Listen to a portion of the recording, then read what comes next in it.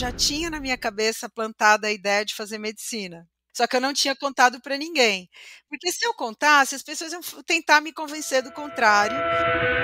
O interno tem o papel, na minha época tinha um papel mesmo de examinar, de tudo, e o professor acompanhava ou checava.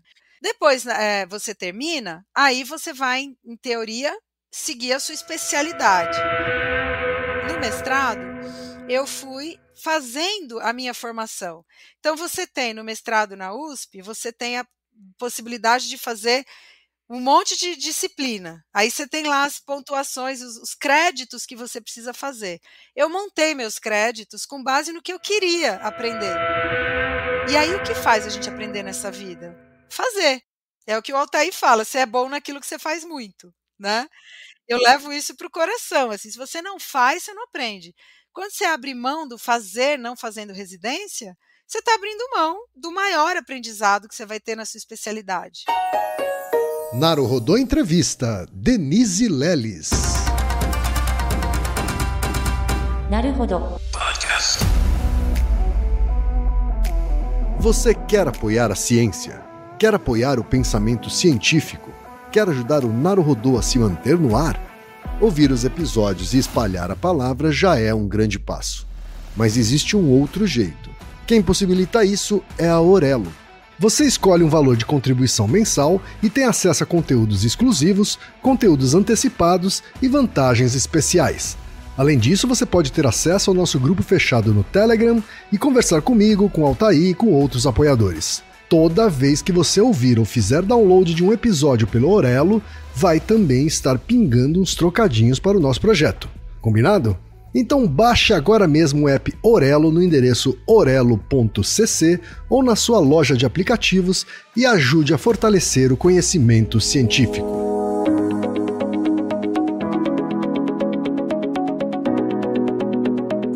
Ilustríssimo ouvinte, seguimos com a série Naruhodô Entrevista, que está trazendo conversas descontraídas com cientistas brasileiras e brasileiros que contam sobre suas trajetórias, seus pensamentos e seus campos de atuação. Neste episódio, vamos falar com a Denise Leles. Doutora Denise Leles é médica pediatra com mais de 15 anos de experiência em ensino médico e consultório pediátrico.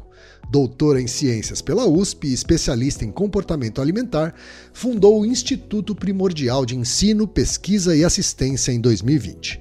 Em 2022, lançou o livro Primordial, um livro pela infância em seu pleno potencial, e atualmente dedica sua vida profissional a seus alunos e pacientes intensamente. Mas o mais importante e transformador de todos os seus títulos é ser mãe de Miguel e Damari, dois adolescentes gente boa que a inspiram como pessoa e profissional todos os dias. Vamos então para a conversa com a Denise?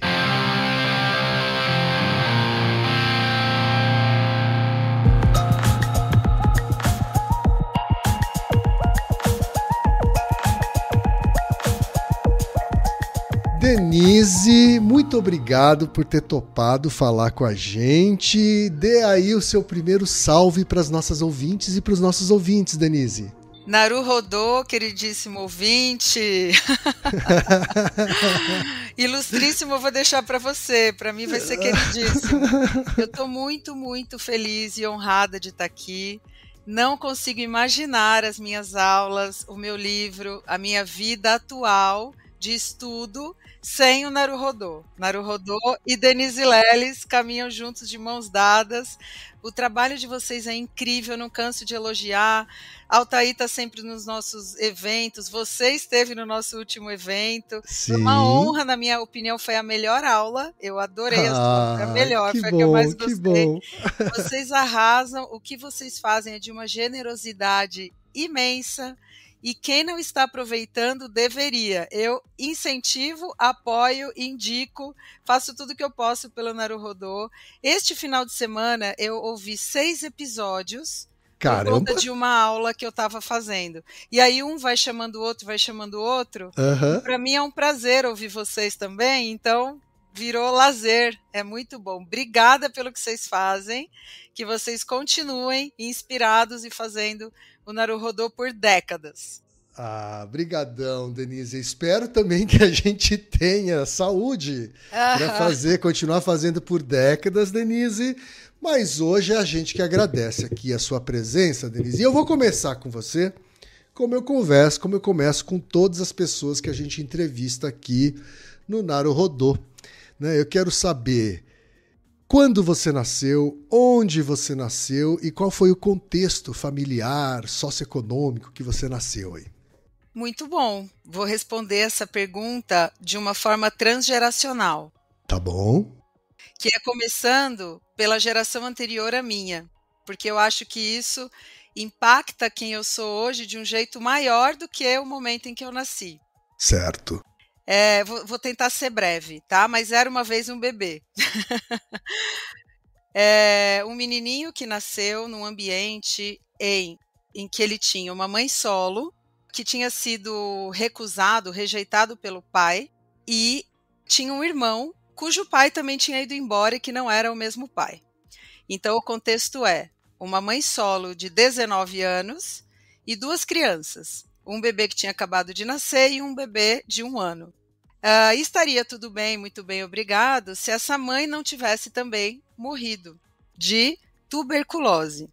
Caraca! Tá? O ano era 1944, mais ou menos, final da Segunda Guerra Mundial, e era um ambiente de muita falta, né? Era um ambiente em que esse bebê nasceu, era um ambiente de muita carência, tanto emocional quanto carência de itens básicos, né? E aí, quando a mãe faltou, então faltou tudo, porque aí ficaram os 2 bebês sozinhos. E a irmã desta mãe resolveu cuidar dos bebês, mas ela só tinha como cuidar de um bebê. E o outro, que foi o nosso protagonista, foi escolhido para então viver num orfanato. Na época era uma escola em que você entregava a criança e eles educavam a criança e ficavam com a criança, né? Certo. E esse bebê então teve a rejeição do pai, teve a falta da mãe e depois teve, entre aspas, a rejeição da escolha, né, para ficar longe da tia. E foi criado então nessa escola, que a gente não sabe muito bem o que aconteceu lá, porque não se conta muito essa história, é um meio que um não dito, né, que rodeou aí a minha história também. E aí na adolescência, então adolescente sai desse lugar, não para viver a adolescência, mas para ser um adulto com 12 anos, mais ou menos, né?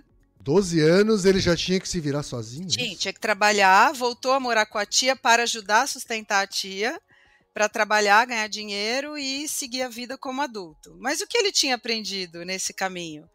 Que o mundo era um lugar estranho, que amor era um negócio que não tinha, responsividade não tinha, afeto não tinha muita punição. Então a gente sabe que nesse lugar, por exemplo, rolava muito jejum como forma de punição, né? Caramba. Fome. 1940, eles batiam nas crianças, enfim. Era outro momento, a gente não tem muita certeza do que houve, mas imaginamos que não tenha sido fácil, né? E aí esse que era bebê e agora é adolescente sai e vai seguir a vida dele como adulto, até que ele conhece uma moça muito linda, maravilhosa, formosa. Ela tinha 14 anos, ele 18. Eles resolvem, então, seguir a vida juntos e se tornam pais quando ela tinha 19 anos. E aí, no caso, é o meu irmão mais velho. Então, este bebê é o meu pai, tá? O meu pai teve essa história uma infância muito difícil, eu acho que o resultado, é o exemplo de infância que não teve o necessário. Né? Certo. É muita falta do básico, da condução, da regulação, da falta do básico para uma criança mesmo. E aí o meu pai, ele foi meu pai e dos meus irmãos, sem uma estrutura emocional formada. Ele tinha muitas convicções, ele tinha muitas crenças e foi um excelente pai, porque é muito presente. Então ele deu para a gente o que ele não pôde ter, porque ele foi presente, mas ele não conseguia usar do afeto como uma ferramenta para a criação. Então ele era aquele cara assim, pai, tá chovendo. E? O que eu tenho a ver com isso? guarda-chuva, não levou? Então vem na chuva mesmo. E tudo bem, e seguir a vida assim, e entregando aquilo que ele achava que era necessário, porque ele não teve. Então, comida, presença, vamos sair? Não, não tenho dinheiro, estou cansado, não vou. Me dá tal coisa? Não, não dou, porque não, porque eu não tenho dinheiro. E foi assim que eu fui criada, e eu acho que é isso que me trouxe até aqui, sabe? Essa falta que hoje as pessoas dão em excesso para as crianças, sabe? Tipo, não vou deixar ele chorar em nenhum momento porque ele não pode sofrer, né? Essa criação de se vira aí porque eu não posso fazer, ou não quero, ou não vou, se vira. Foi o que me fez me virar e ir atrás de tudo que eu precisava para fazer as coisas que eu queria, né? E aí você perguntou, quando você nasceu? Nasci em 1976, eu era a filha mais nova, irmã de 2 meninos, e com uma mãe também jovem, tinha 30 e poucos anos para a época, menos, ela tinha 30 anos, mais ou menos, quando eu nasci, e numa época ainda muito machista do mundo, né? Então meu pai era o provedor, então ele não conseguiu estudar muito, ele saiu lá daquela escola, fez até o final do fundamental, minha mãe também, né? Uhum. E aí, minha mãe não trabalhava, desculpa, meu pai trabalhava até os meus 10 anos de idade e provia lá o mínimo, né? Então a gente tinha casa, morava aqui na zona sul de São Paulo, estudava em escola pública a vida inteira, e aí era no máximo entre a estadual e a municipal que a gente podia escolher, né? Não tinha atividades extras, essas coisas, não tinha nada disso, era rua, brincava na rua. E aí brincava de coisas criativas, porque não tinha brinquedo também, não tinha muitas coisas, e era muito bom. Eu tenho lembranças excelentes da minha infância, de muito carinho, muita gratidão por tudo que eu tive e talvez mais gratidão pelo que eu não tive, porque, de novo, isso me deu ferramentas para eu conseguir ir atrás do que eu acreditava, né? E aí, então, entrei na escola pública e fiz todo o fundamental na escola pública, brincando na rua. Isso sempre em São Paulo, Denise? Sempre. Vivi na mesma casa até sair para a minha vida, né? Eles moram lá até hoje, meus pais, inclusive. Meu pai está com 82, minha mãe com 77, continuam juntos, né? Casados juntos Companheiros. companheiros, um cuidando do outro na mesma casa, e de vez em quando, né, com bastante frequência a gente vai lá visitá-los, eu e os meus irmãos, a gente tem um vínculo familiar super bom, super forte, né? E sobrinhos e tudo, então aumentou a gama aí. E a minha mãe também conta, a história da minha mãe não é muito diferente, né? Mas a minha mãe teve os pais bem presentes, né, tal. Mas a minha mãe conta que o meu avô nunca pisou numa escola. E o meu avô, eu lembro dele, porque ele faleceu quando eu tinha 14 anos. E a minha avó materna faleceu quando eu tinha 4, 5. Então, a única figura de avô que eu tenho é do meu avô materno, né? Que morreu quando eu tinha 14. E eu lembro dele muito inteligente, escrevia poesia, fazia conta. Era uma época de muita inflação, ele fazia conta pela inflação de quanto ele ganharia da aposentadoria dele, sabe? E minha mãe fala que o meu avô, ele tinha um cérebro, assim, privilegiado. Sabe o Altair? Tipo do Altair, assim? Sim, aham. Só que sem estudo, né? Ele não tinha nunca pisado numa escola e ele era super, assim, autodidata, né, meu avô, e muito ponderado. Eu lembro muito disso, da minha mãe pedir muito conselho para ele, até hoje ela conta, né, essas coisas. Por muito tempo, Ken, eu tive vergonha da minha história. Inclusive hoje é a primeira vez na vida que eu estou contando ela publicamente. Que legal. Tá? Eu nunca tinha contado. Eu penso em fazer uma aula sobre parentalidade com base nisso, mas nunca tinha contado tudo assim, né? E hoje, com os meus quase 50 anos, né, eu tenho muita noção de que é por causa disso que eu consegui hoje desenvolver muitas habilidades que eu não teria conseguido, absoluta certeza, se eu tivesse tido mais lá atrás como eu desejava, né? Sim, sim. Eu achei muito legal você trazer essa consciência do impacto que a nossa ancestralidade tem nas nossas vidas, né? Nem quando a gente é jovem, a gente acha que a gente está vivendo tudo pela primeira vez, né? Que o mundo está sendo descoberto por nós, né? E não que várias pessoas já passaram por várias lutas antes da gente, né? E que isso impacta a nossa vida. Mas me fala uma coisa, com que idade você conheceu essa história do seu pai? Boa pergunta. Na adolescência, mas eu tinha uma adolescência meio revoltada, eu fui meio revoltada na adolescência. Eu nunca tive muita atitude, assim, disruptiva, sabe. Eu sempre fui meio de boa e estudava e tal, fazia a minha parte, que era o que dava para eu fazer. Mas eu tinha muita revolta, porque eu achava que meu pai não gostava de mim, sabe, por causa do jeito dele, né. Ele tinha um jeito, ele entregava aquilo que ele tinha aprendido, aquilo que ele podia, né. Eu Uhum. não tinha zero maldade, meu pai nunca foi violento, nada disso, né, poderia ter sido, né, Sim, mas sim. por algum motivo,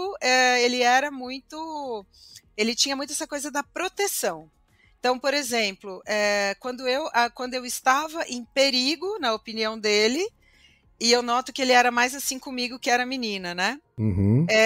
ele protegia, mas ele partia sempre da possibilidade de prevenção, então para ele o não era sempre o primeiro caminho. "Não, vamos evitar a o Aham. problema, né". Não, você não vai sair para esse lugar que você quer. É, a minha mãe falava muito assim: "Ah, mas coitado, ele tem uma história difícil. Ah, mas coitado, né", mas ela nunca contava muito a história. Tanto é que eu soube da morte da minha avó paterna, de tuberculose, aos 19 anos, ou 20 anos, eu não lembro, acho que ela teve ele com 19 e morreu com 20 e pouco.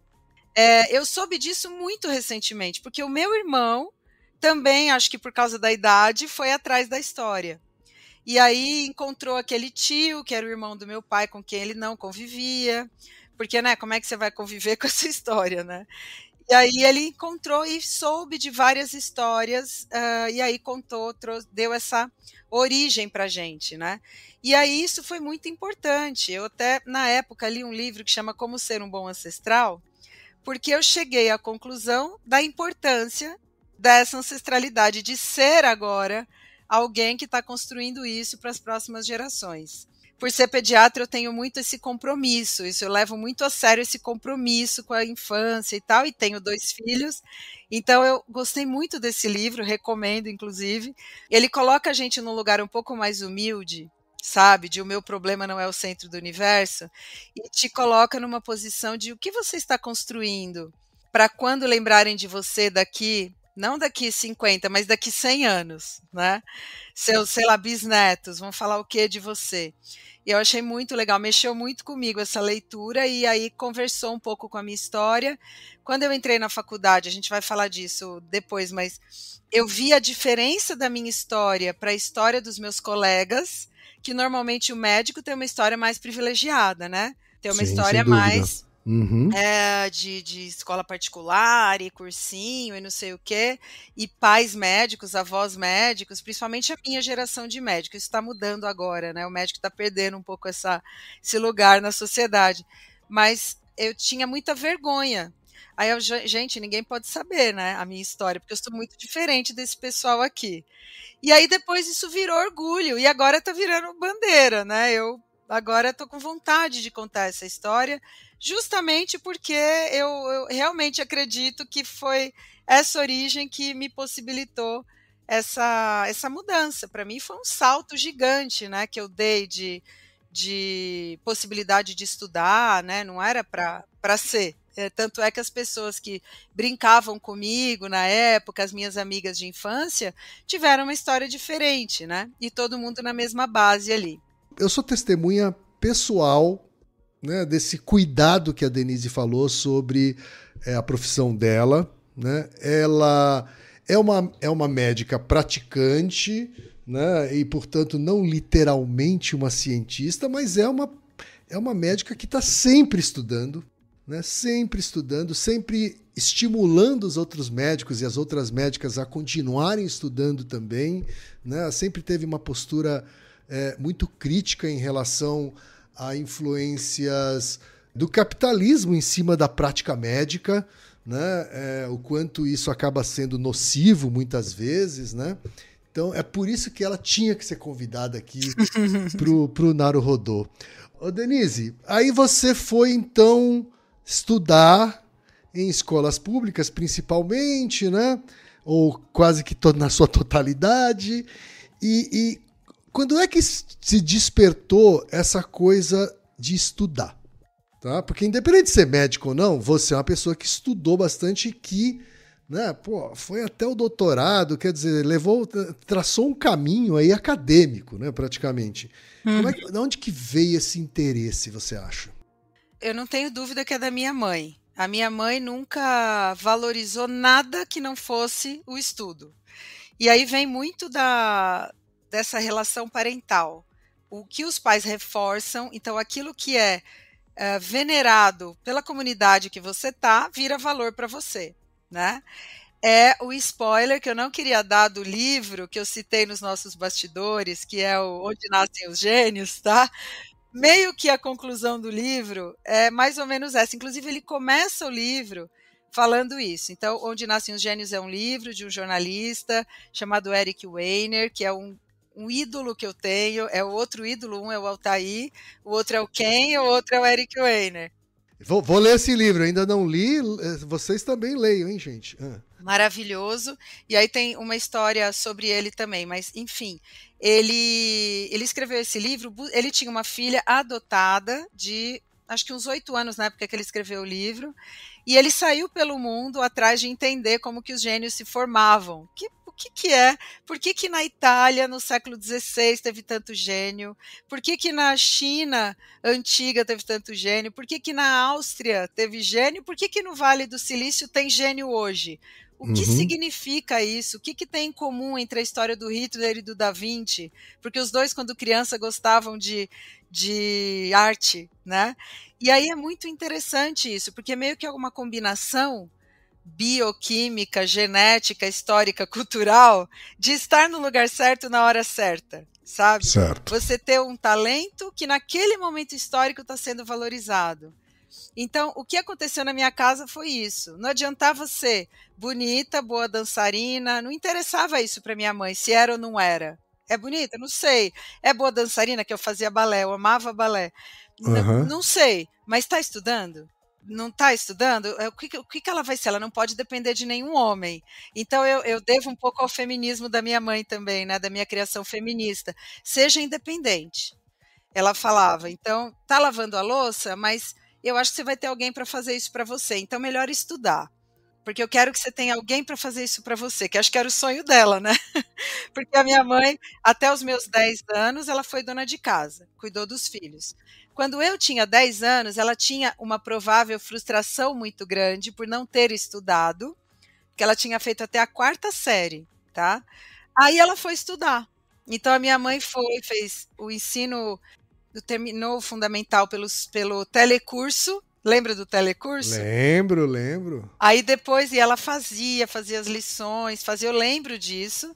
Aí ela fez o magistério, conseguiu os empregos dela lá de professora substituta, depois prestou os concursos do estado e da prefeitura como professora e se tornou professora efetiva e hoje é aposentada pelo estado e pela prefeitura como professora, né? Que é o que praticamente sustenta eles, né?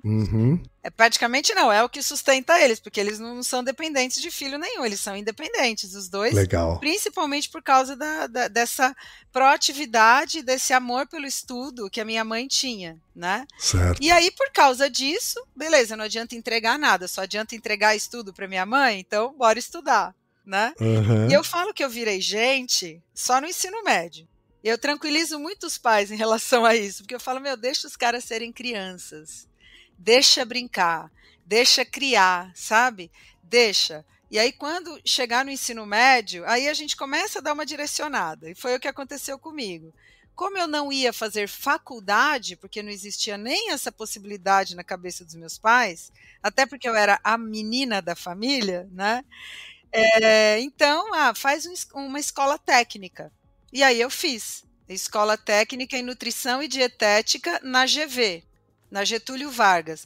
Era uma parceria da Getúlio Vargas com as escolas públicas.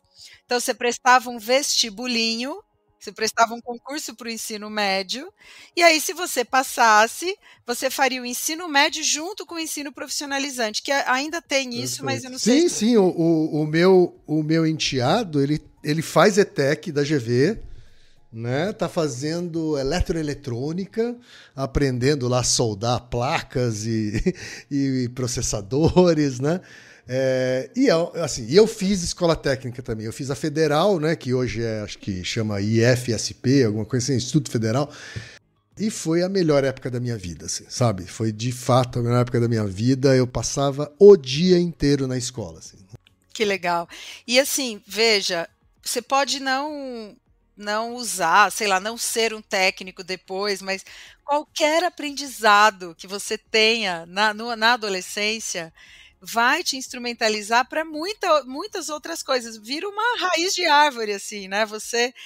E aí, veja, por que eu escolhi nutrição? Porque eu amava nutrição? Não, porque era o curso das meninas. Entendi.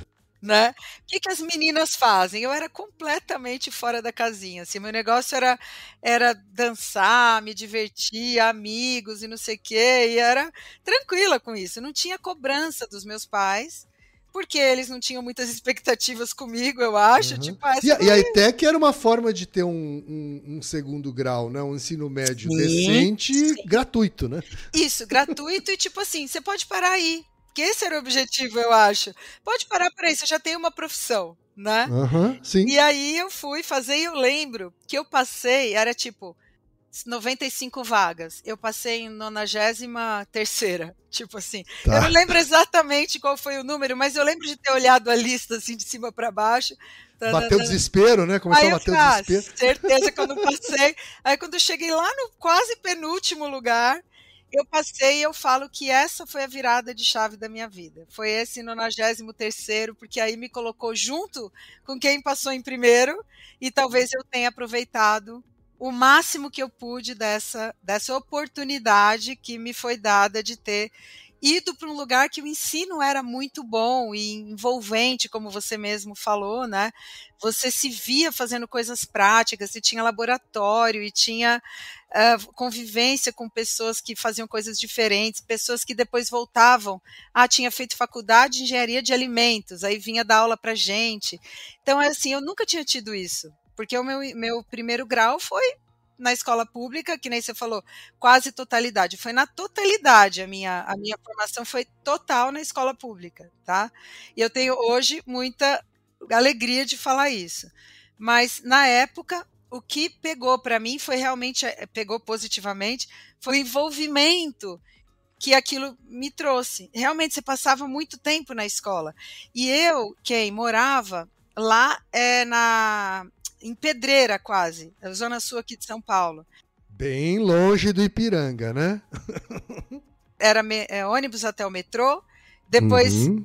metrô, aí ônibus de novo. Então era 1h30, 2 para ir, 1h30, 2 para voltar de transporte público durante toda a formação, inclusive no último ano era à noite, né?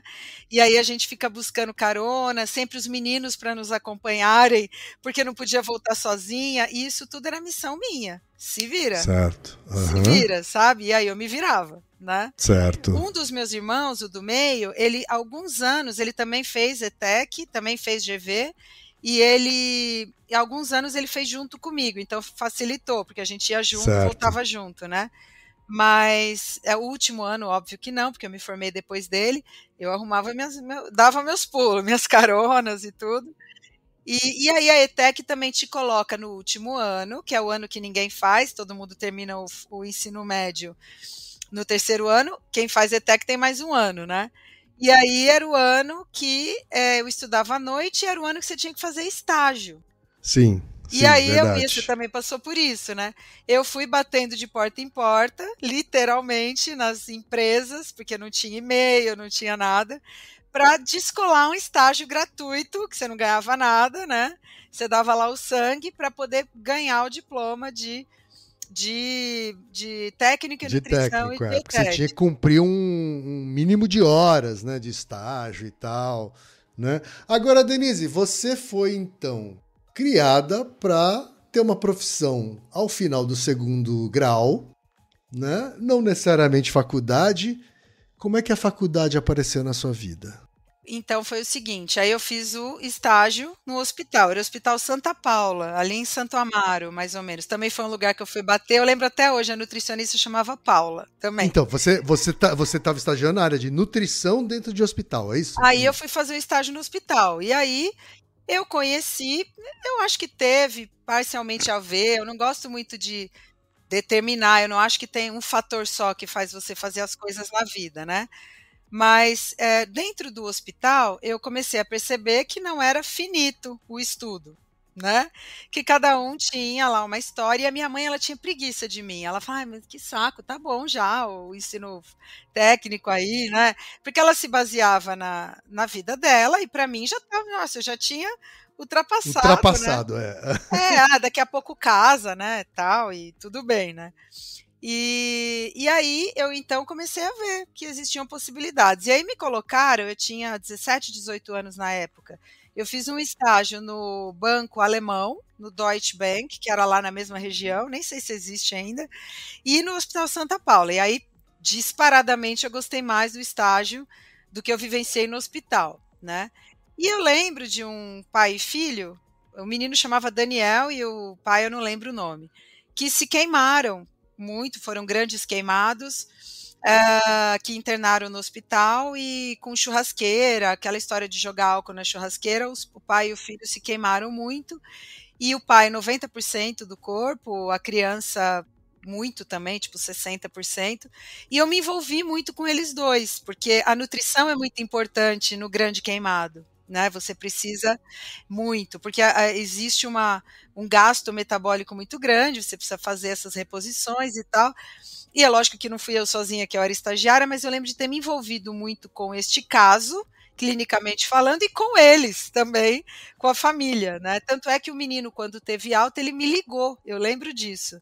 E isso pegou muito para mim, né, foi uma experiência pessoal muito forte para mim, eu ter vivenciado isso, e aí eu não fiquei satisfeita quando eu terminei o ensino técnico, e falei: "Não, eu não quero parar". E aí vem aquela boa e velha, sei lá como é que eu vou chamar isso, acho que falta de noção é uma forma boa de adjetivar o que eu quero. Porque assim, eu falei: "Ah, eu quero fazer faculdade, eu vou tentar", aí todo mundo: "Tá bom, vai fazer nutrição então". "Ah, mas não sei se é isso mesmo que eu quero, será que eu não podia tentar, tipo, enfermagem?", né. E aí o que que eu fiz? Naquele mesmo ano, eu estudei um pouco lá, porque eu estava muito no ritmo de estudo, e o final do ensino técnico tem TCC, né, que eu fiz todo datilografado, 90 páginas, eu já tinha facilidade para escrever na época.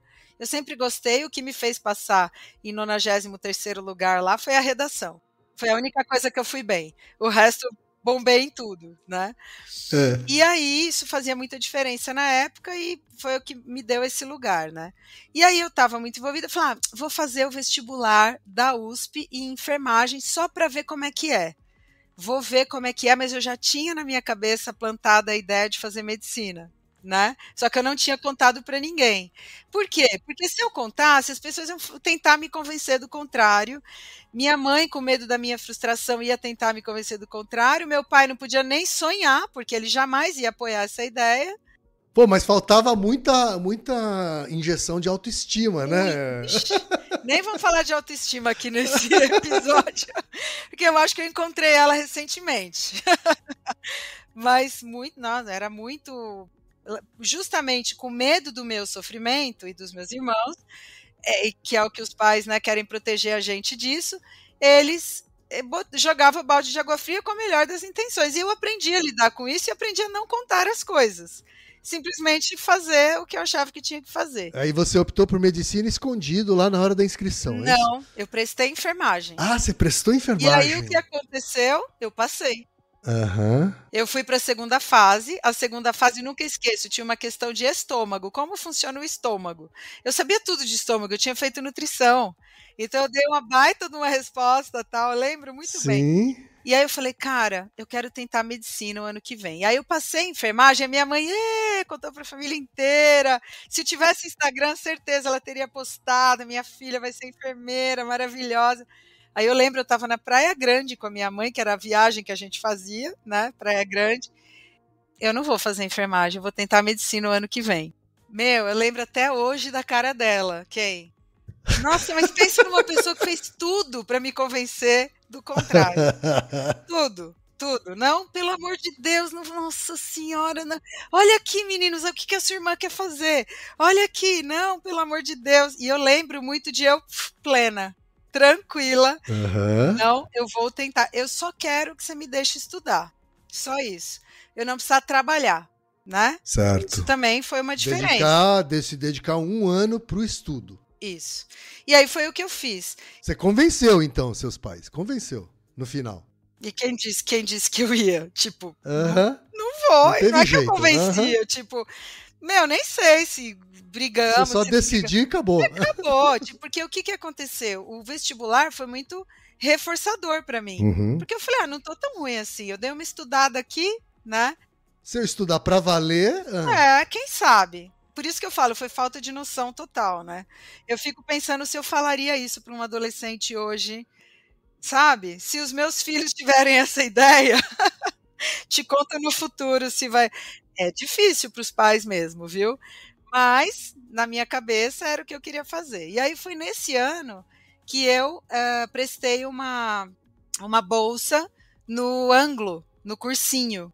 E aí consegui a bolsa e estudei. Que na nossa época era o melhor cursinho. Eu não sei como tá hoje.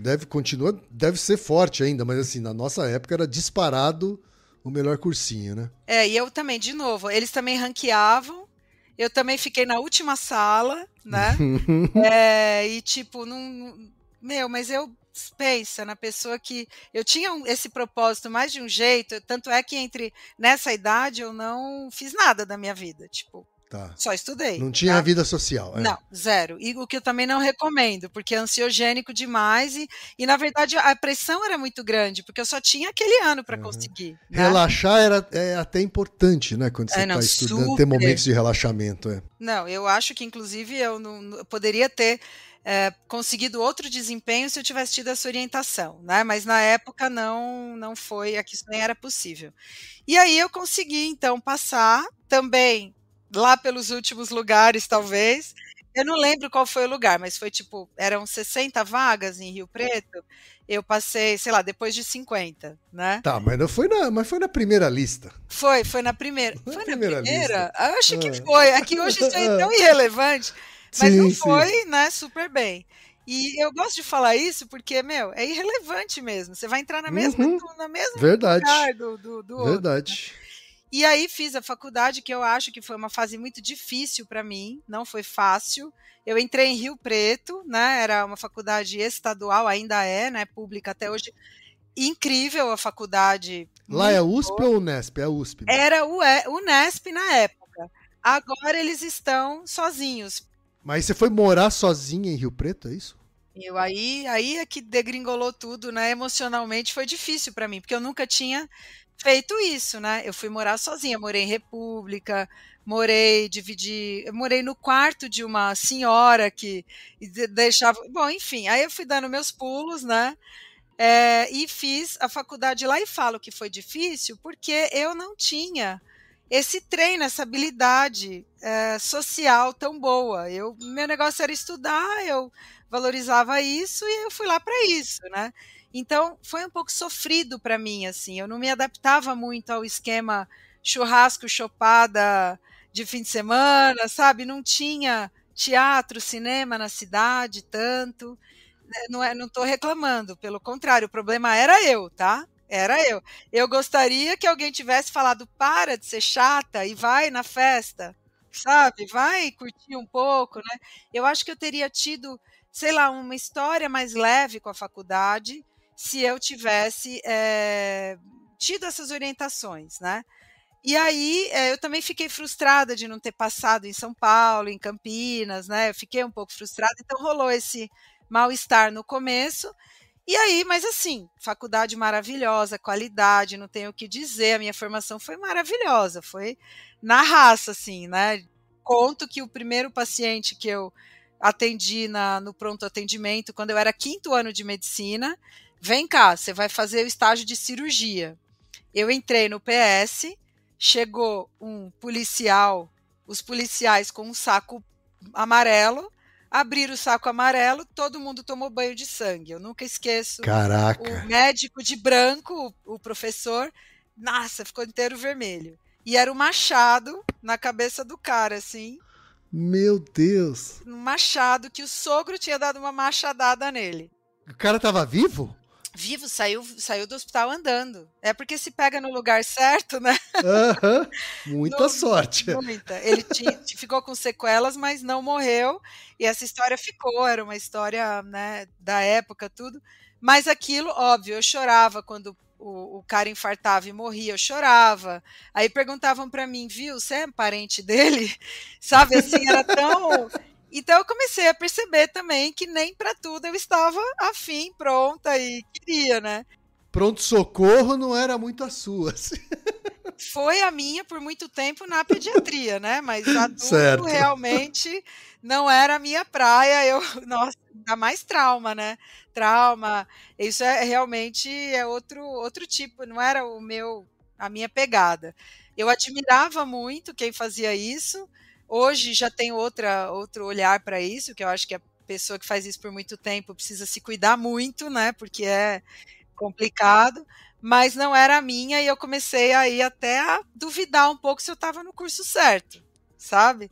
Principalmente no final. No começo, nossa, achava o máximo, fui monitora de histologia, adorava biologia molecular, adorava estudar o olho, eu tinha certeza que eu ia ser oftalmo, porque o olho é muito incrível, o olho, né? Estudar o olho é sensacional. E aí nossa, eu adorava estudar. E ser monitora dos alunos mais novos. Adorava isso. Quando chegou para a prática médica, falei, putz, será que eu estou no lugar certo? Né? E eu comecei a realmente ter dúvidas. E aí, quando eu terminei a faculdade de medicina, eu não sabia o que eu queria fazer. Eu tinha medo de decidir e me arrepender e falei, putz, eu preciso ver o que eu vou fazer aqui. Quer dizer, você fez todos os sacrifícios, confrontou os pais, chegou lá, terminou e aí no final falou, será que é isso? Então uma coisa que eu acho que agora ouvindo você falar em voz alta, eu acho que me direcionou muito foi me ouvir, respeitar o que eu sentia, tá? Porque tinha o que os outros queriam, tinha o que era possível, né? E tinha o que eu questionava, tipo, não, eu não quero fazer nutrição, eu não quero fazer enfermagem, eu quero fazer medicina, por que eu não posso querer, né? É uma coisa minimamente possível, então eu vou tentar. Foi me ouvir. E a mesma coisa aconteceu na residência, porque era comum todo mundo sair direto para a residência do que queria, né? Eu não sabia o que eu queria, eu gostava de ginecologia e obstetrícia.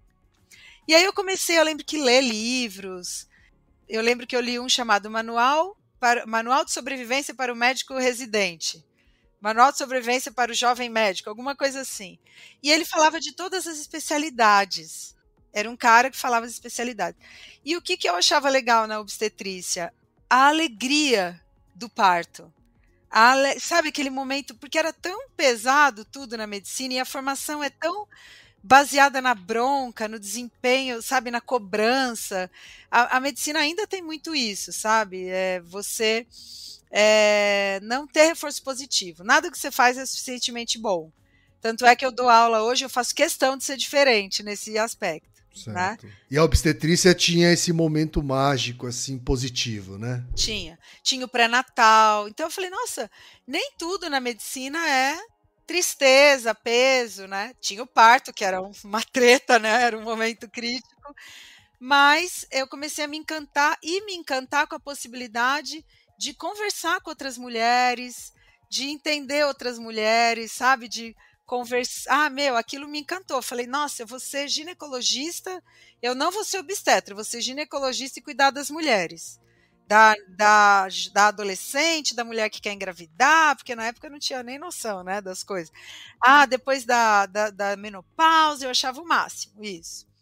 E fui respeitando e cheguei a prestar residência em obstetrícia, Só que eu não queria ficar em Rio Preto, eu queria voltar para São Paulo por questões pessoais, minha família e tal. Gostava muito de Rio Preto, mas queria voltar.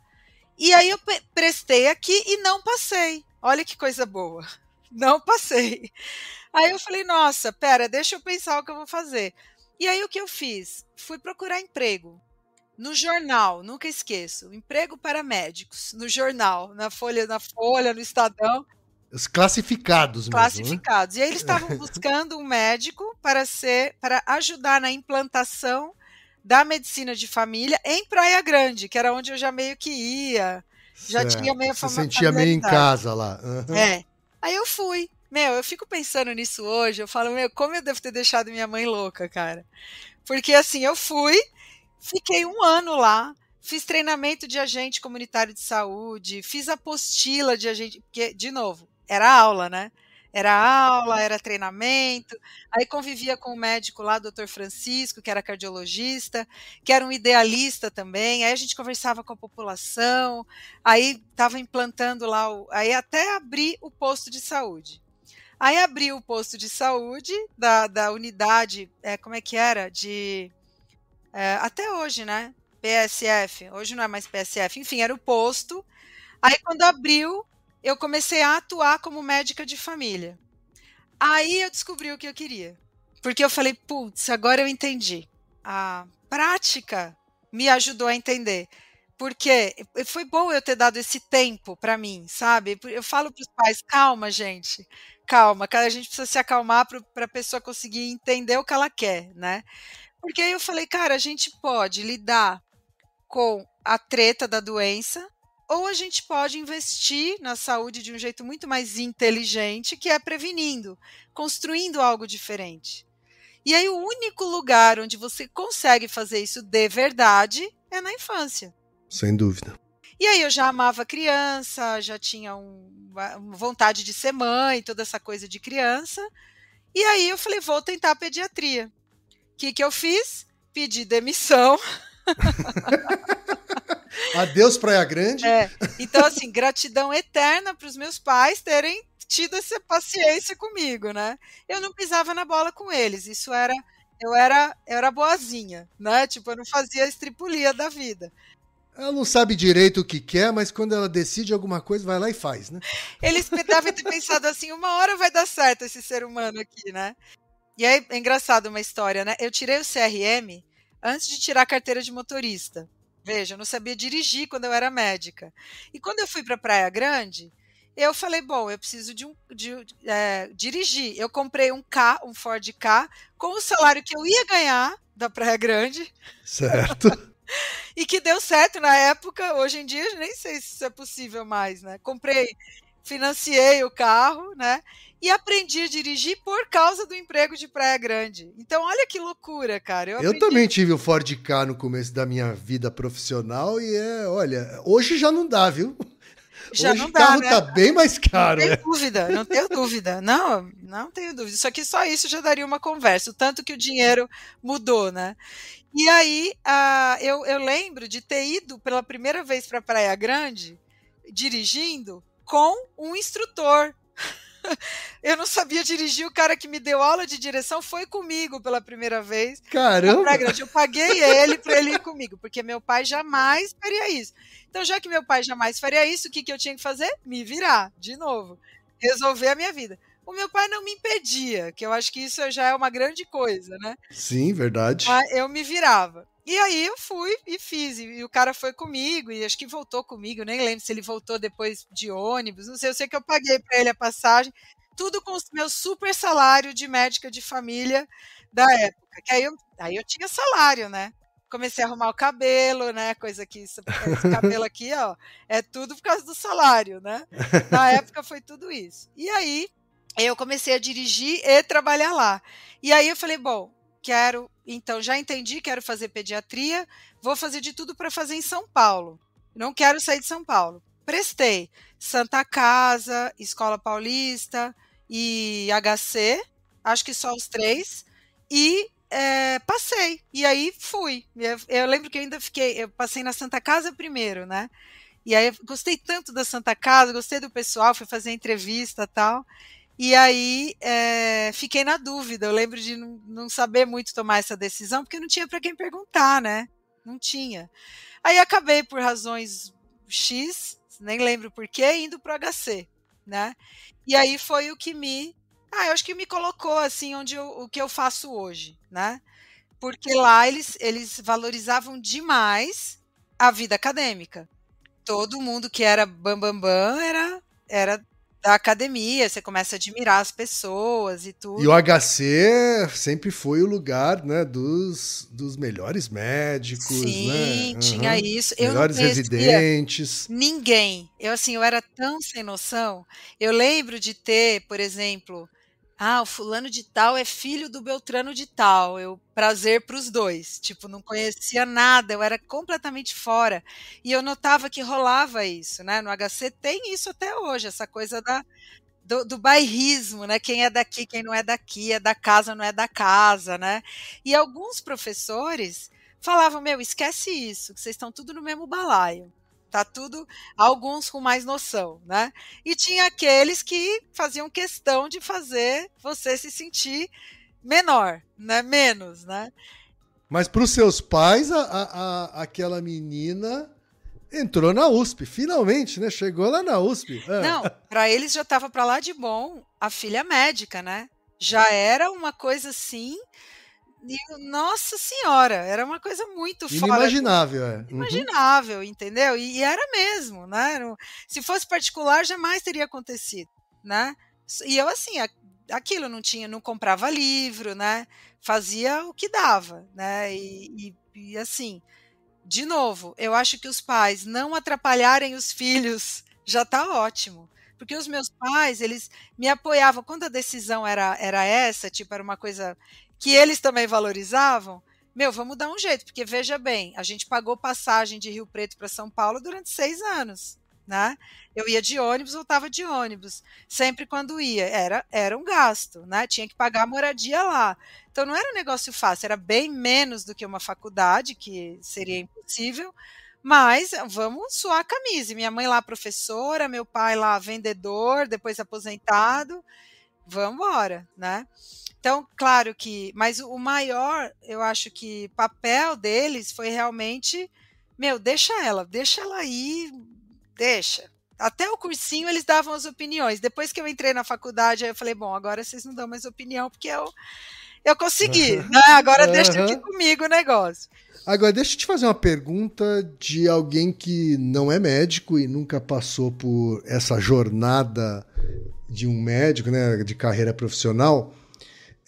A residência, esse momento da residência, o que é exatamente? Assim, né? Para quem não é médico e não conhece, assim, porque talvez médico seja a única profissão que depois que você terminou a faculdade você ainda não está pronto.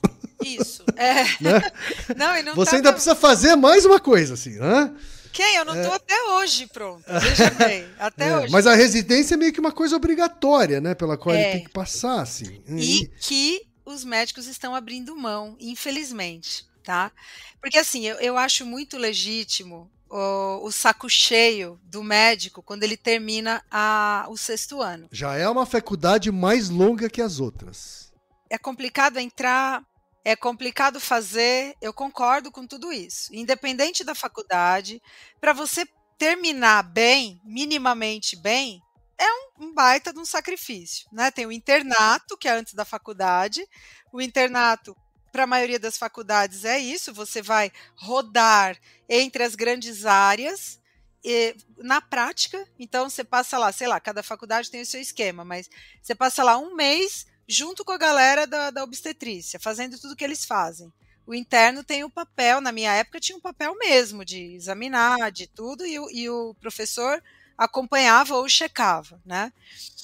Então, você fica 2 anos, os últimos anos, fazendo as coisas, vivenciando, entrando naquela prática, né? E fazendo prova, fazendo a parte teórica. Depois você termina, aí você vai, em teoria, seguir a sua especialidade. O que os médicos estão fazendo hoje? Eu sou médico.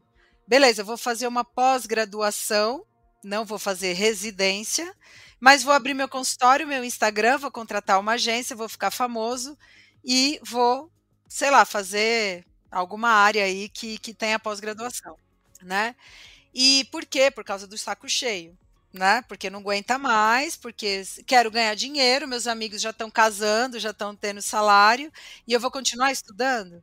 Porque o salário do residente é um salário pequeno, né, nem sei quanto é hoje, mas é uma bolsa, né, que você ganha, se você for residente, né, se você não for outra coisa, estagiário. E aí você vai, como residente, você é ainda monitorado, acompanhado pelos seus superiores, mas você é o médico daquela especialidade. Então a residência é uma mistura de teoria com prática, mas é uma imersão. Você está ali. É você com o paciente, né? Então, por exemplo, a residência que eu fiz, que eu considero sensacional, acho que a minha formação foi incrível, assim, de residência, né? No HC era isso, estágio do pronto-socorro. Você fica 2 meses no pronto-socorro, dando plantão pra caramba, de dia, de noite, tendo aula, tendo discussão, vendo o paciente no ambulatório, preparando o caso, tudo é uma imersão. Você praticamente vive aquilo lá 15, 16 horas por dia, quando você não tem plantão, né? Aí você tem plantão, no dia seguinte você está lá de novo, de pós-plantão, que é o que faz a formação do residente ser tão complicada, que às vezes o cara emenda 36 horas, porque são estágios que você tem que dar conta de tudo, né? Então, não tem como, eu falo que assim, se você entra no pronto-socorro, sei lá, na época do hospital universitário, e você fica lá, não quero aprender nada, vou ficar aqui de olho fechado, mesmo assim você aprende, sabe? Não tem como, porque é uma imersão, você tá ali, tá tudo acontecendo, e aí o que faz a gente aprender nessa vida? Fazer. É o que o Altair fala, você é bom naquilo que você faz muito, né? Eu levo isso pro coração, assim, se você não faz, você não aprende. Quando você abre mão do fazer, não fazendo residência, você está abrindo mão do maior aprendizado que você vai ter na sua especialidade, né? Então, por isso que é super importante essa prática. E eu concordo com o saco cheio, né, do pessoal. Então, o que foi importante para mim? O apoio dos meus pais, porque, de novo, como residente, você também pode ganhar dinheiro. Você já é médico, você pode dar plantão. Aí você vai dar plantão, fazer as coisas, ganhar um pouco de dinheiro no meio disso tudo, se você conseguir no meio de tudo que você tem para fazer. Então, a residência é isso, é uma pós-graduação, né, que você faz na prática, você fica ali na prática, né? Basicamente isso. E aí tem um incentivo, mais ou menos, da vida acadêmica, porque você está ali com as pessoas que escolheram isso para a vida delas. Você está com os professores, com quem, principalmente no HC, né? Que tem muita gente que seguiu isso para a vida.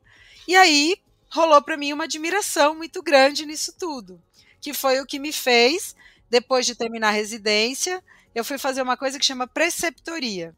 Que é a formação de médicos, é isso que você... Isso, eu ficava como uma residente mais plus, eu tinha terminado a residência, então era uma R plus, que ficava com os internos da faculdade, com os alunos da faculdade, ajudando nisso, nesses estágios práticos dos alunos, dando aula.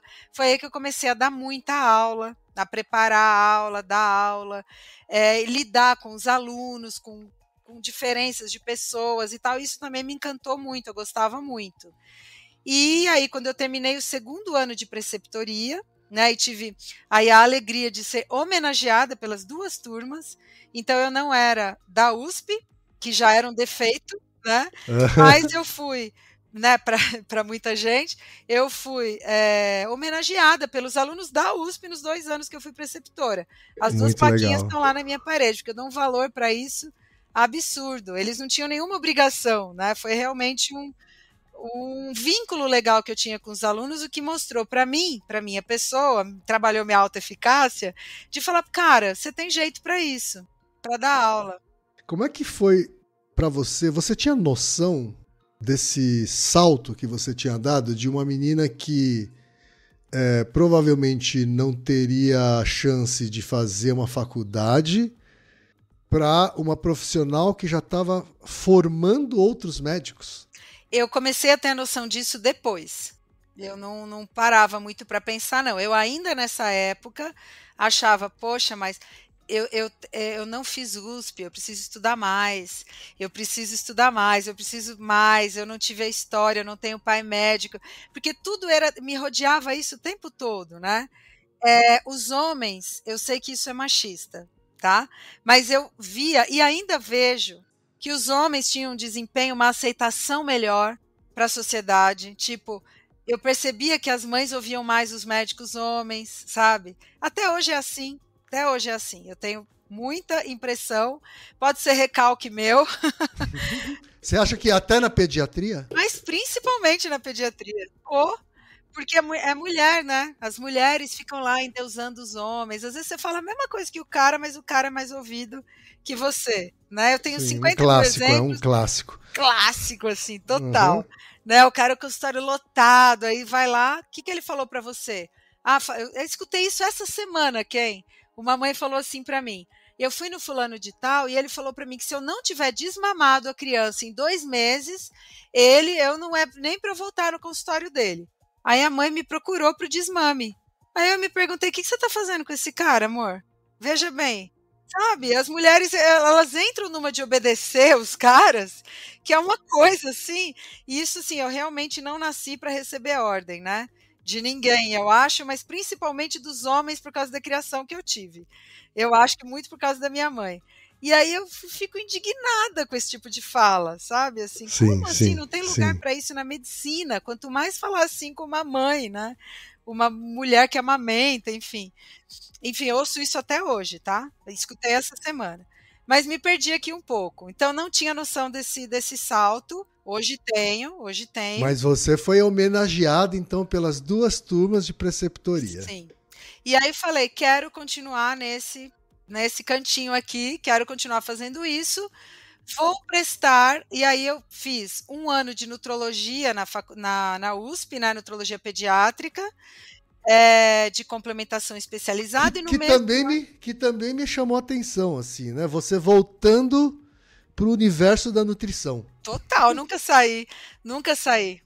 Eu lembro muito disso, essa formação da nutrição, do técnico em nutrição, fez uma diferença no meu aproveitamento da faculdade de medicina e depois na pediatria, gigante. Eu tinha outro olhar, eu já tinha muito mais experiência do que os meus colegas em TCC, pesquisa, né? Porque quem que faz isso no ensino médio? Ninguém. No ensino médio, você é ensinado a passar no vestibular. E o meu ensino médio, eu fui ensinada a trabalhar, a ser uma profissional, era para ser operária, que nem o Altair fala, né? Era para ser operária da nutrição. Então eu tinha esse conhecimento a mais que eu usei muito na minha formação. Eu manjava, porque você estudava muito na época, né? Então me ajudou muito. Me conta um pouquinho, nessa especialização em nutrologia pediátrica, sobre o trabalho que você participou sobre curvas de crescimento para síndrome de Down. O que você se lembra sobre esse estudo? Era como se fosse um TCC. E aí, assim, o que acontecia na nutrição? Na mesma época, na nutrologia, né? Eu sempre uso nutrição e o nome é nutrologia, mas eu não quero entrar nesse lugar dessa discussão, por N motivos, tá? Mas até hoje eu uso nutrição muito mais do que nutrologia, acho que por causa também da minha formação e dos meus valores. Eu vou parar aqui essa Tá fala, bom, tá? tá bom. E aí, eu estava fazendo as 2 coisas ao mesmo tempo. Eu tinha acabado de prestar o concurso como médica assistente na USP, no HU, no Hospital Universitário, e eu estava fazendo nutrologia no mesmo ano. E eu precisava terminar essa formação e tinha um TCC, vamos dizer assim. E aí eu fiz esse TCC, eu fiz uma revisão de curvas que eram usadas para síndrome de Down, nem lembro que ano que foi, e apresentei e pronto, mas eu não me envolvi com isso por muito tempo, porque eu estava começando a pensar no meu mestrado. Ah, Tá? entendi. Que o meu mestrado, e aí veja bem, como eu sou treteira, né? Olha só, eu fico pensando aqui, as pessoas tiveram paciência comigo. Eu fiz a nutrologia, e aí lá no HC era muito. Como é que eu posso dizer? Muito hospital quaternário. Era criança gastrostomizada, sabe? Que não come pela boca, que precisa de Aham, uma sim. sonda no estômago, enfim, eram crianças pós-operatório de transplante hepático, era um negócio assim. O que eu curtia? Eu curtia obesidade, dificuldade alimentar, transtorno alimentar, e aí eu propunha para o professor: professor, posso ir lá no IPQ fazer um estágio de transtorno alimentar? O que é o IPQ? É o Instituto de Psiquiatria do HC. Ah, tá bom. Não pode. Não pode, porque não pode, não deixava, e aí entrou naquela meu bate de, putz, tá mandando em mim, não tô gostando, tá me atrapalhando, tá me impedindo, né? E aí, assim, um professor não pode impedir um aluno, né? É muito surreal isso. E aí, tem muito isso, professores que, você tem que ficar na minha sombra, você tem que estudar o que eu estudo, você tem que seguir. Nossa, me deparei, infelizmente, com muitos professores assim, sabe? Acho que a maioria, infelizmente, na medicina. O cara que realmente te impulsiona, o trampolim, ele é uma raridade. Tá? O cara que ouve o aluno, vê o potencial no aluno e ajuda o aluno a atingir o potencial dele, raro, tá? E aí o que aconteceu? Saí da nutrologia do HC, terminei, né? Fui para o HU, e lá no HU eu falei: vou fazer o mestrado no assunto que eu quero e não vou entrar no estudo de ninguém. Aí consegui um professor que para ser meu orientador, o Dr. Alfredo. Quer entrar nessa comigo? E ele era infectologista pediátrico. E a minha pergunta era: as mães conseguem perceber o estado nutricional dos seus filhos de um jeito ok? Será que as mães olham para os filhos e falam: tá magrinho, tá gordinho, tá bem assim? E isso tem a ver com o que eles são de verdade? Beleza, quero fazer esse trabalho. Uma ótima pergunta. Pois é.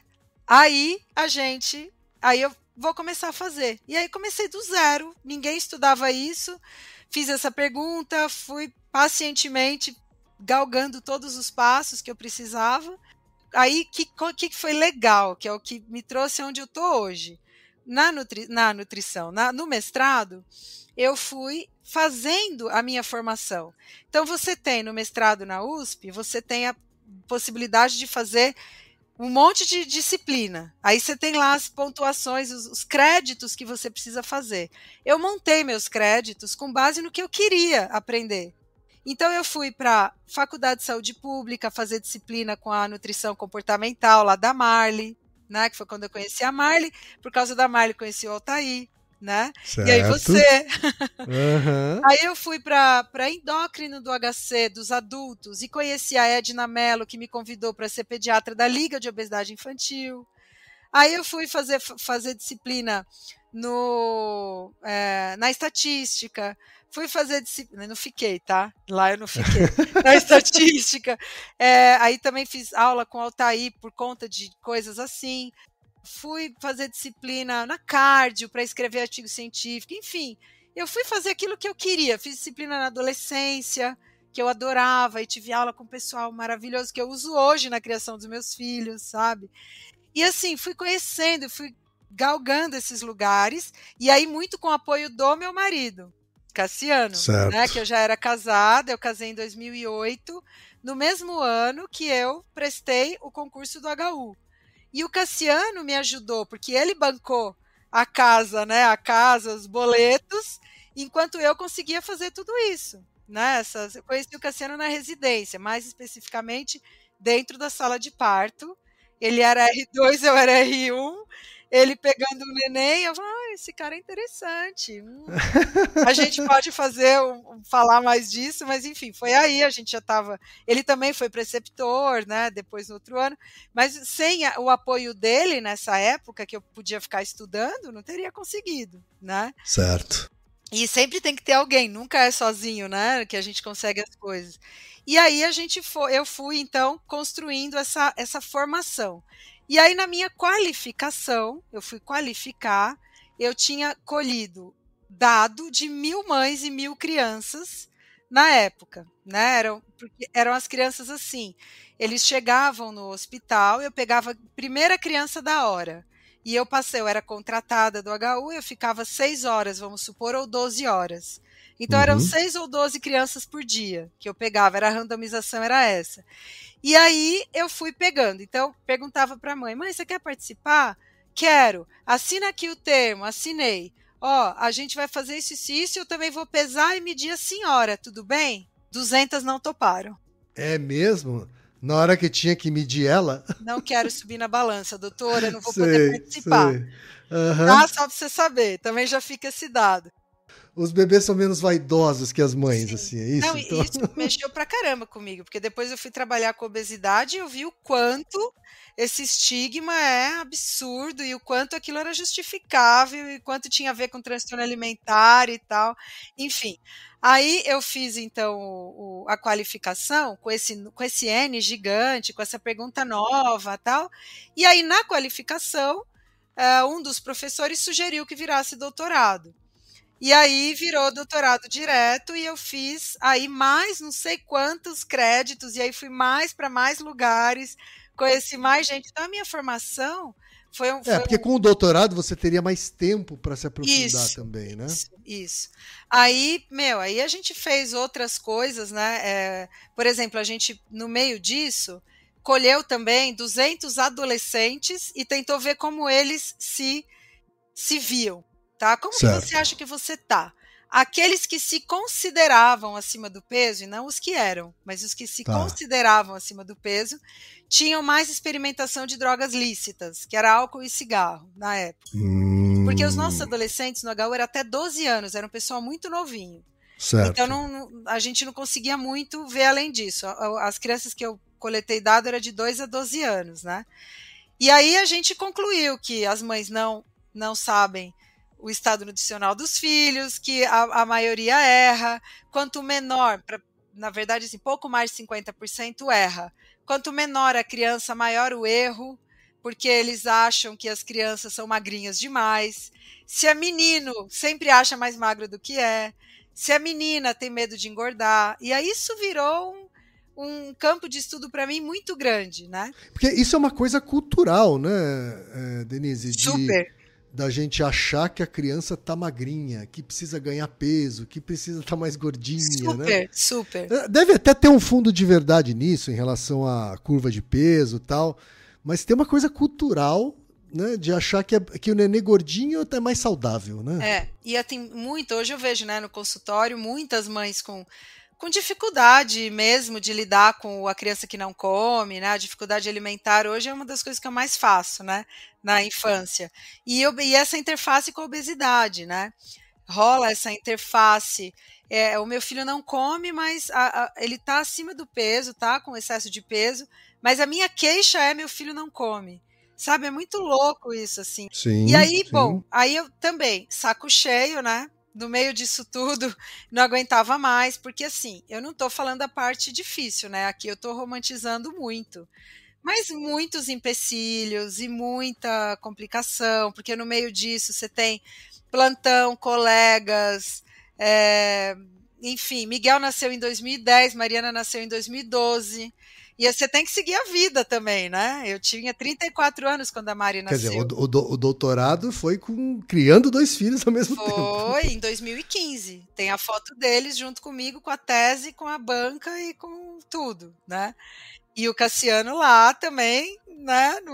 Segurando a onda, né?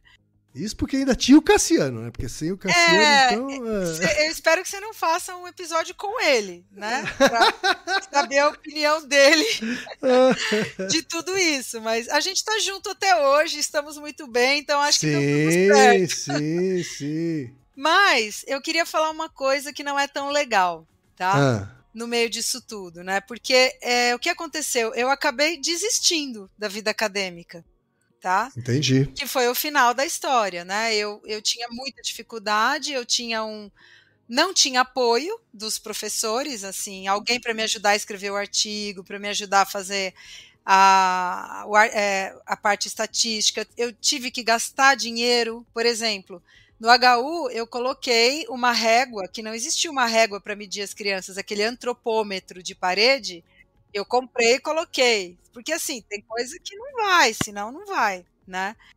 O Altair fala que a vida acadêmica é o jeito mais difícil de ficar pobre. Isso, e aí quando eu vejo vocês falando parabéns por ter desistido, eu me sinto um pouco menos mal, né? Quando eu vejo o Altair falando, tem que desistir mesmo, tem que largar, todo mundo tem que largar, porque senão nunca vai mudar, e realmente precisa mudar, sabe?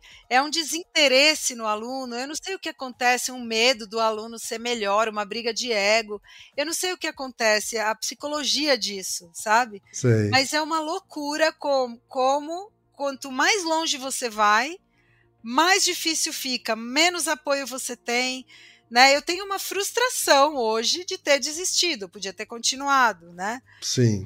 Mas eu realmente comecei a ver que os meus filhos precisavam mais da minha saúde mental do que para onde eu estava entregando, né? Era muita frustração, era assim, muito difícil, os retornos eram sempre complicados, tudo demorava, tudo. Fora que você não ganha absolutamente nada, não tem valor, né? Realmente é muito difícil. Então eu terminei o doutorado e peguei o meu título, tipo aquele meme do Mr. Bean que sobe no palco, pega e vai embora pé da vida, assim. Uhum. Eu não aguentava mais, né? E não queria mais fazer parte daquilo, porque muitas coisas me magoaram, me chatearam e tudo. E não tinha mais força mesmo, né, para continuar, e precisava ganhar dinheiro porque eu tinha 2 filhos, né? Também tem isso. E aí fui seguir a minha vida, né? Continuei no HU um pouco, depois acabei saindo do HU também, mas não conformada em parar de dar aula, foi onde e nem parar de estudar, foi onde eu me envolvi no que eu tô hoje, que é o Instituto Primordial, né? Exato. Quero que você conte como é que surgiu esse desejo, essa ideia, o que motivou você a isso, assim? O que mais me motivou foi o amor pelo ensino e esse compromisso que eu desenvolvi com a infância depois que eu tive as crianças. Teve uma coisa que eu pulei aí no meio disso, que é uma época que eu tentei ser speaker de laboratório, tá?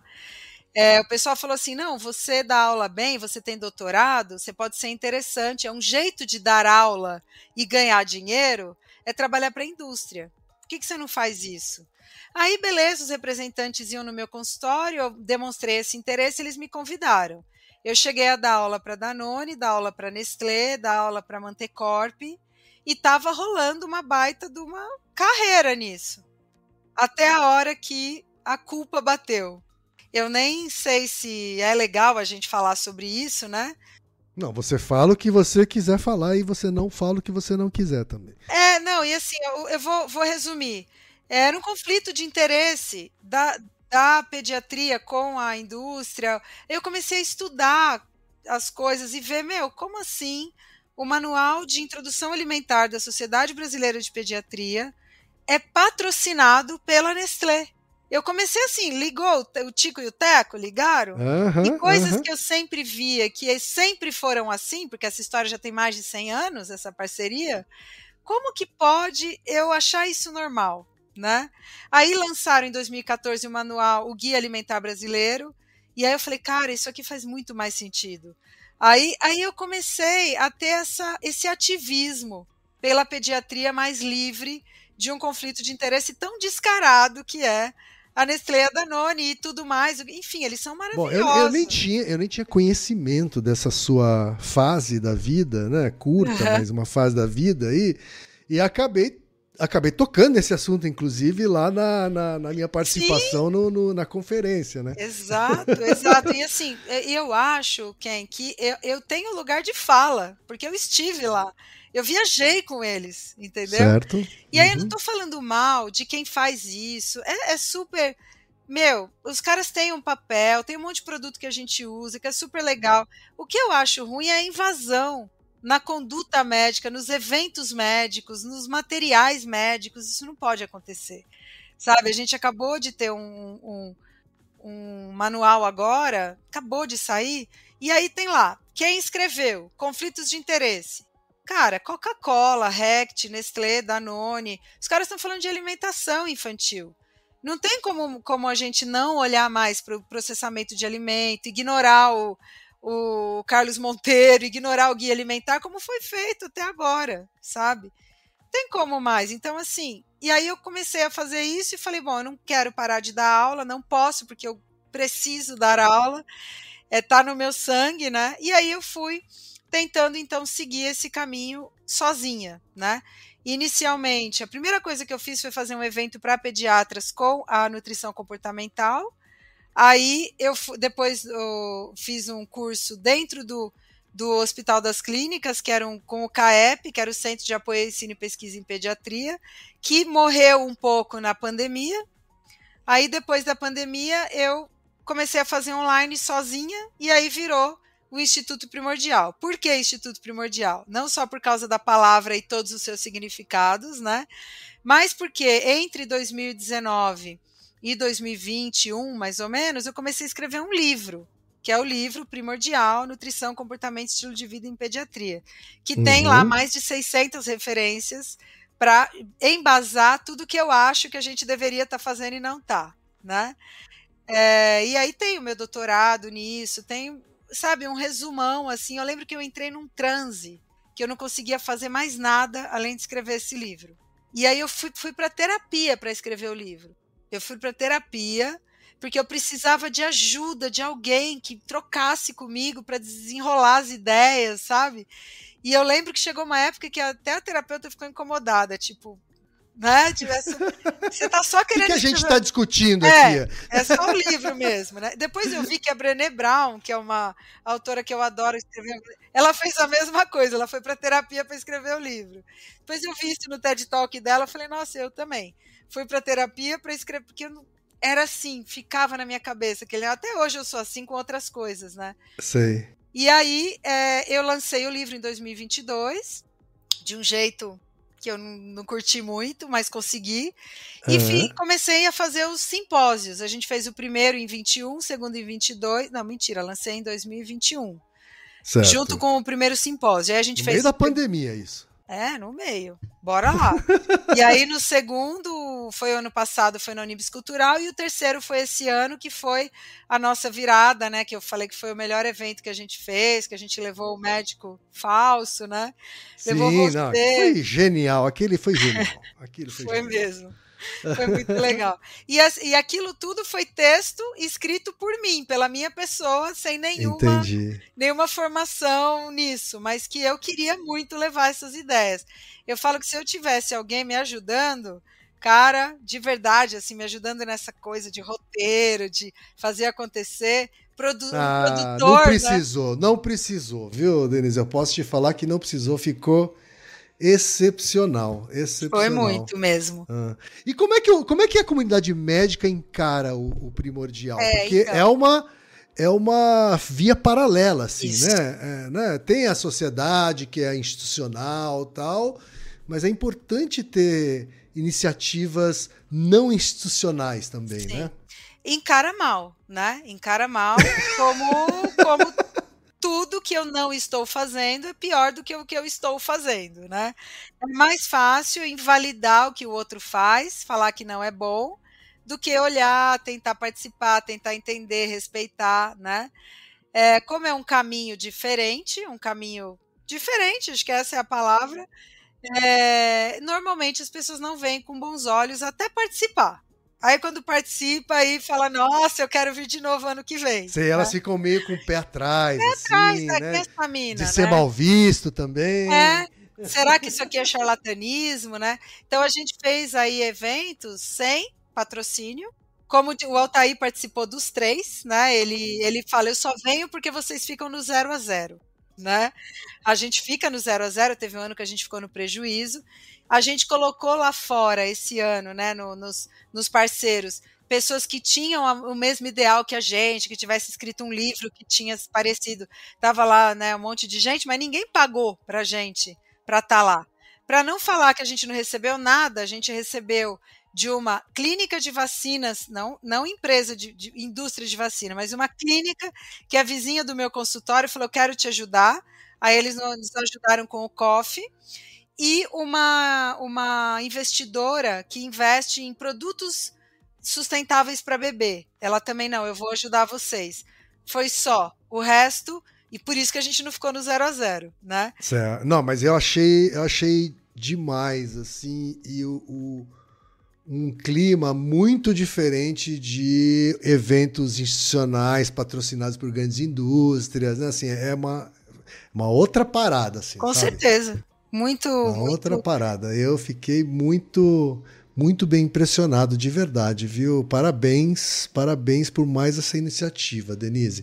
Ô, Denise, sabe que eu tenho uma curiosidade? Você fez uma especialização fora do Brasil também, né? Eu queria que você comentasse um pouquinho o que você sentiu de melhor e de pior fazendo uma especialização fora do Brasil em comparação, assim, sabe? Porque você fez um monte de especialização no Brasil, mas teve essa experiência também lá fora, né? Na verdade, não foi uma especialização, foi um curso. Eu fiz duas coisas. Um curso Uhum, que eu não fui para fora, foi um curso que eu fiz tá. fora, que era de nutrição, e aí eu fiz aqui mesmo. E o outro foi um curso de ferramentas em medicina do estilo de vida, que foi também uma coisa que me modificou muito. Que aí eu fui para Boston, fiquei lá, o quê? Uns 8, 10 dias, só isso. Aham.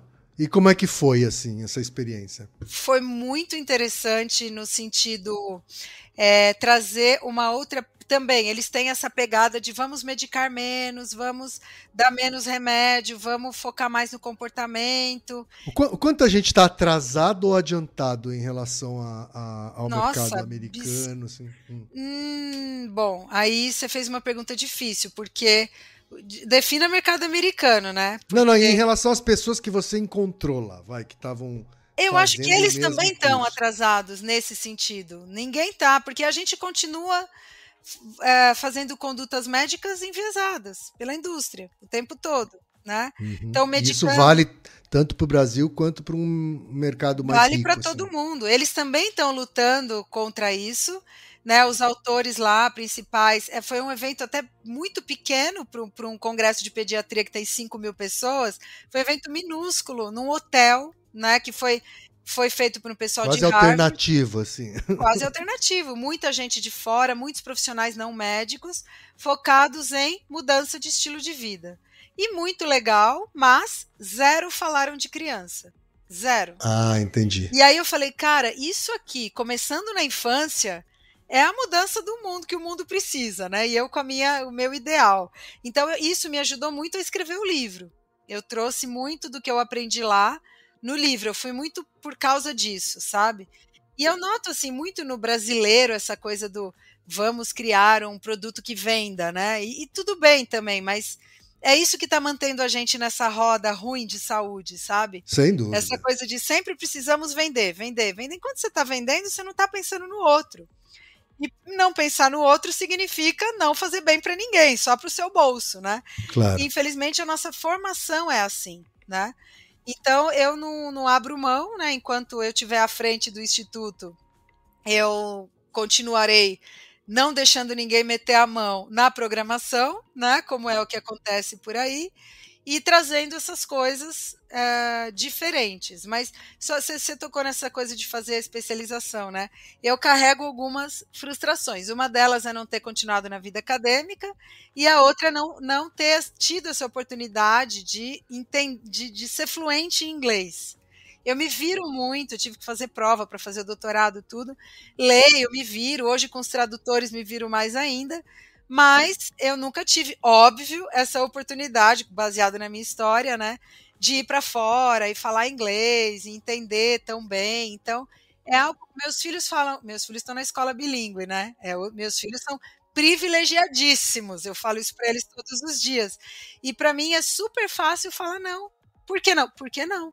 Aham. Eu falo é Piaget desse lado e Pinochet desse lado. Eu sou essa mãe, entendeu? Aham, Eu entre sou Piaget e fofa, Pinochet. sou fofa, sou querida, sou maravilhosa, sou afetiva, muito afetiva. Inicialmente, de um jeito meio, o que eu preciso fazer para ser afetiva? Depois é tão natural a resposta que fica natural. Eu sou aquela mãe que acorda, bom dia, temos 24 horas de oportunidades, nananã. Eu sou essa mãe, até a hora que os meus valores maternos são atingidos.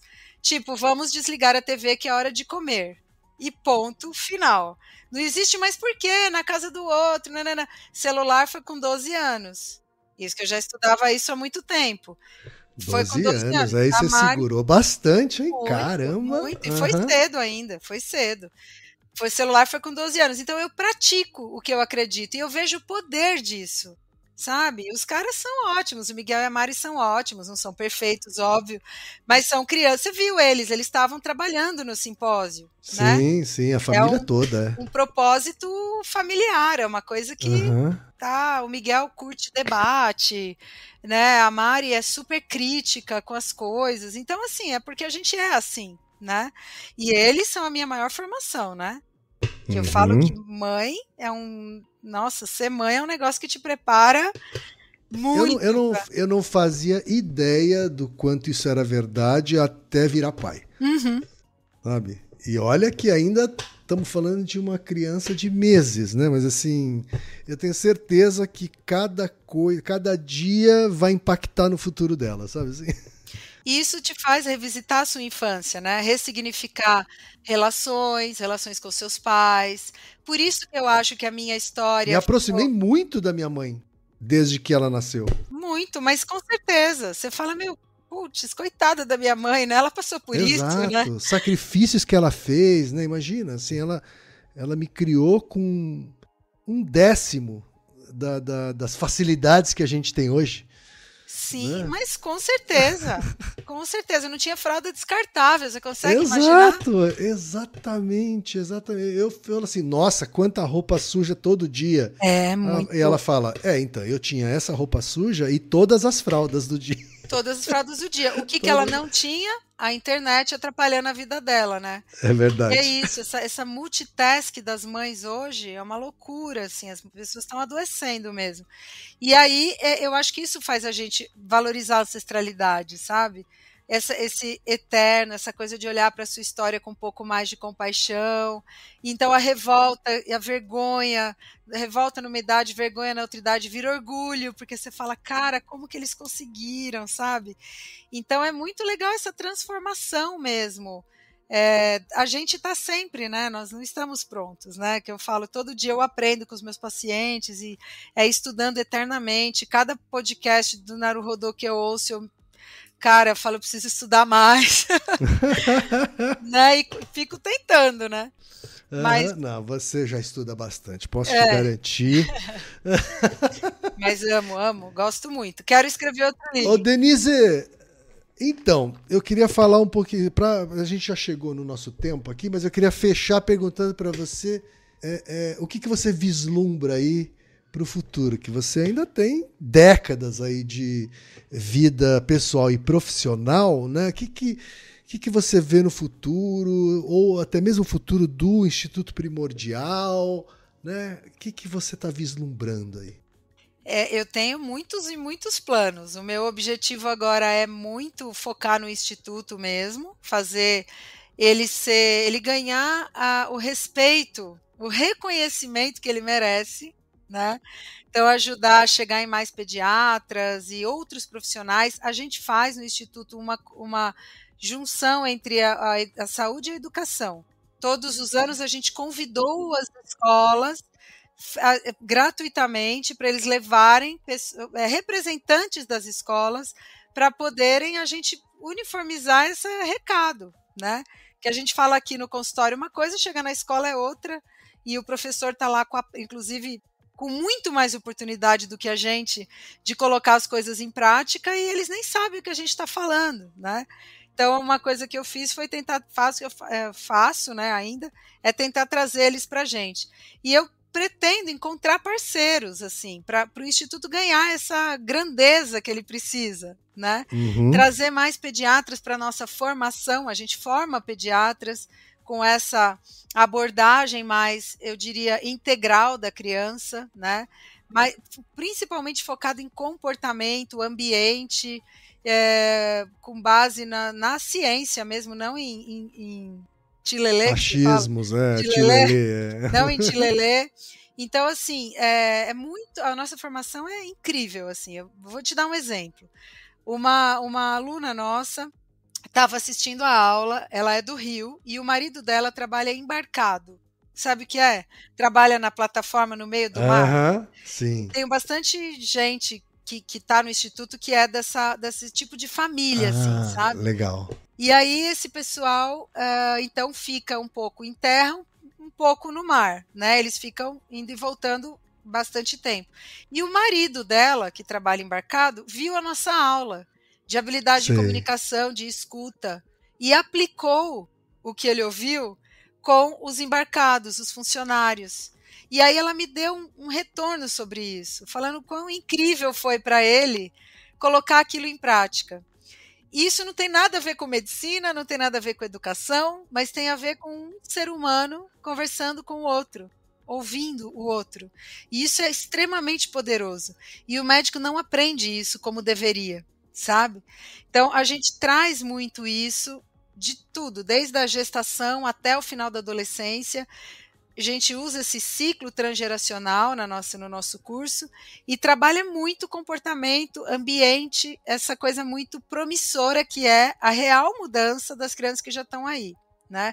Protegendo as crianças, tentando transformar o futuro por este caminho.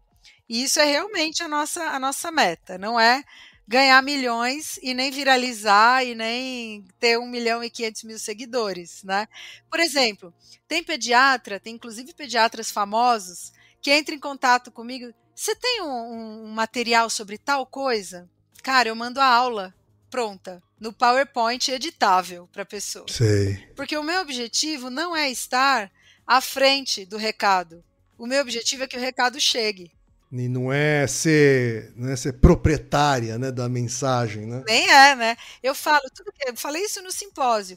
A gente lançou um e-book de introdução alimentar, né? Com base aí nos ensinamentos do guia e tal, e em comportamento. E aí eu falei, tira uma foto, põe seu logo e fala que é seu.